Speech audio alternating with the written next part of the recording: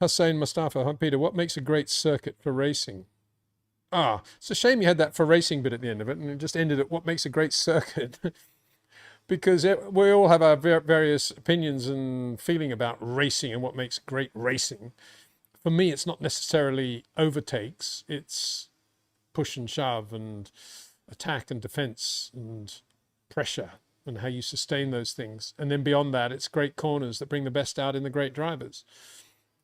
So I love Suzuka. I think it's a great race circuit. I think if you're good enough, there are places to pass at Suzuka that require unbelievable levels of skill, like the outside of turn one. Good example.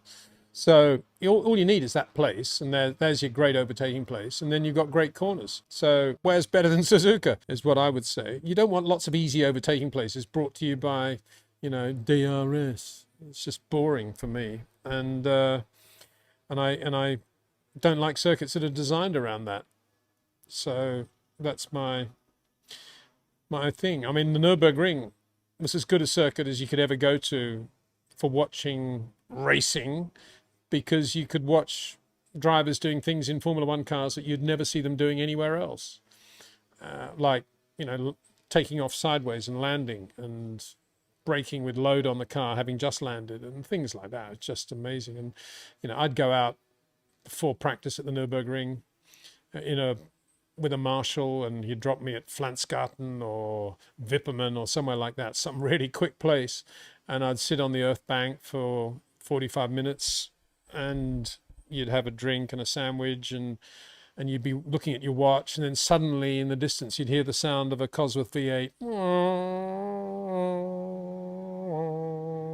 And then it would get louder and louder, and you'd wait another, I don't know, 5 minutes, and the car would just go past, and it would be a Brabham BT44, all four wheels in the air, Carlos Pache, whatever, you know. And just those moments, even though it was fleeting and it was gone, the build-up was part of it, just as the build-up of Max having the two McLarens was part of the race. Not necessarily overtaking him, but just being pressure, being there all the time.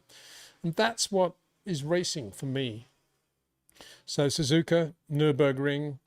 I've never put Spa into that, not because Jim Clark always hated Spa, but because I've just never been into the whole Spa thing, really. I mean, if it wasn't for Gilles, obviously I'd still have a soft spot for Zolder. I think that was a pretty good circuit, actually. Some nice corners at Zolder. Today's calendar, Monza is still a good circuit, I think, for everything. There's a reasonable chance of a half a decent motor race. Plus, I love braking for the first chicane, exit the second chicane, first and second Lesmos, and then the Parabolica. They're all good corners. Silverstone's not bad in parts. It's a bit bitty, but it's not bad in parts. Barcelona, still love that bit out of turn 2, turn 3, turn 4, Barcelona, turn 9, Barcelona. Last corner, Barcelona now. They've speeded it up. So yeah, still some good corners. But for me, Suzuka does it all. It's got it all. I haven't included Monaco in that. And I would say Monaco is one of the great circuits as well. Because, let's put it this way.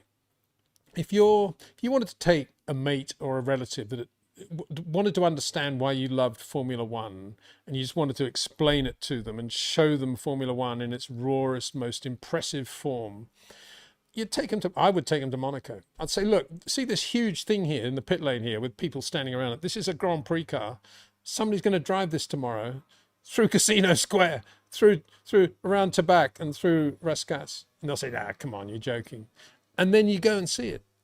And it's unbelievably impressive. Again, Monaco doesn't need to deliver place changings and overtakings to justify its existence. It is incredible as an event anyway, that whole principality is closed down for a Grand Prix still after all these years.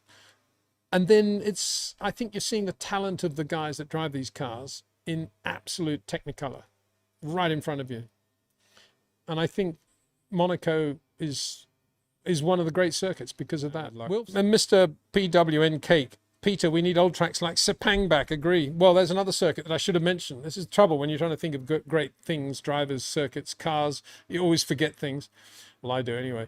But yeah, Sepang, another great circuit. Wow. I love the first corner sequence there. There you could be on the outside and then be on the inside of the next corner without a problem. Then I loved those quick S's. I think it was 5 and 6, I think. Very, very quick left-hander, then right-hander. And then the last part of the lap was brilliant. And then that long straight parallel to the main straight. It's just a great circuit. Very hot and sweaty, but very good circuit. And often used to rain, which of course is a good thing.